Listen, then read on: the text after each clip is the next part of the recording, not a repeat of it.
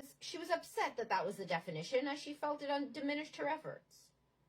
Well, I could be upset about the definition of middle age, but it doesn't mean that it's not the definition, you know? I mean, Tim, when people say things like that, when they're upset about definitions, you know, that's kind of like very, like, it's like magical thinking, you know, like if that wasn't the definition, you know, like if somebody had a definition about it being, you know, 9 times a year, then it would be better, then your marriage would somehow be better. That is like not true at all. And if you go along with this bullshit about setting the frame of if it's sexless or if it's not sexless according to the clinical definition, it doesn't matter. Like, that does not matter. So I guess the point would be to say something assertively, like, while that is the clinical definition, and you can look that up if you'd like, even if it were 15 times a year, I am still unhappy. You know, I'm very unhappy because sex is not part of our marriage regularly. And I appreciate your efforts thus far. We certainly do need to work on this, though, with somebody else, maybe with a therapist or a coach. And I appreciate your efforts, but they're not really reaching threshold for me because sex really is not part of our relationship. It's just a hot button topic that makes you upset, but it's not, that isn't what I want. It's not what you want, you know? And so when couples are arguing about things like the clinical definition of a sexless marriage, that is, that's not the issue. That's just not the issue.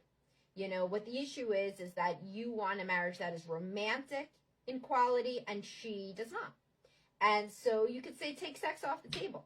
You know, are we doing like loving things? Are we romantic? Are we cuddling? You know, because I'll tell you they're not. Because in a sexless marriage, there isn't romance. Those feelings are somewhere else. It's family, it may be friendship, but it is not a romantic connection. And, you know, if you want the marriage to involve a romantic connection, then maybe you need to stay in that realm, you know, and say, we could be having sex a couple more times a year, or maybe even a couple times a month. But you don't seem to really be into this being a romantic relationship. So that's kind of, maybe I've misspoken, but that's my problem. My problem is that you perceive this as a non-romantic partnership, and I would like to have a romantic partnership. So it's possible that we're not well suited, you know, and we ought to explore that with somebody. We ought to go to therapy. We ought to do something, you know, because obviously we only get one life, and both of us feel very thwarted and very frustrated in this current setup. So that is what I would advise you to say. And if that's very tough, then you got to get into couples counseling to say it in the first place. You know, and as I've said so many times, if somebody doesn't want to get divorced right that second, they are going to go to couples counseling, even if they whine about it, because you're basically, if you draw a line in the sand, then they'll go, unless they want to get divorced right that moment. And if somebody wants to divorce you over you wanting to go to couples counseling, think about what the future of that marriage is. That's not a partner, you know? So, I mean, it's a lot to think about, obviously, for anybody in this situation. I do have to go. I have a client. Remember, if y'all ever need a therapist or a coach, go to Best Life Behavioral Health. That's my group practice.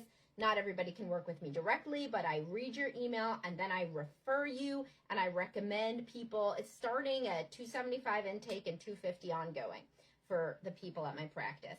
And I always give you a personalized recommendation. If you cannot work with me directly, bestlifebehavioralhealth.com. Join my secret Facebook group for more interaction, and I'll talk to y'all soon. Have a great day.